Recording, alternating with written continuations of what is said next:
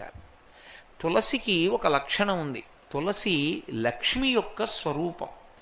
తులసి ఈ భూమి మీద పుట్టినటువంటిది మొట్టమొదట ఎక్కడి నుంచి పుట్టింది అంటే బీజము నుంచి వచ్చింది కాదు తులసి చెట్టు. తులసి చెట్టు గింజల్లోంచి రాలేదు.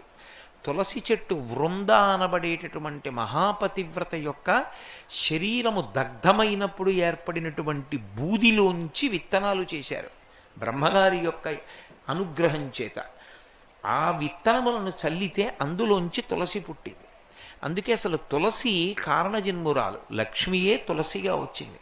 తులసికి ఒక్కదానికే ఒక లక్షణం ఉంది లోకంలో.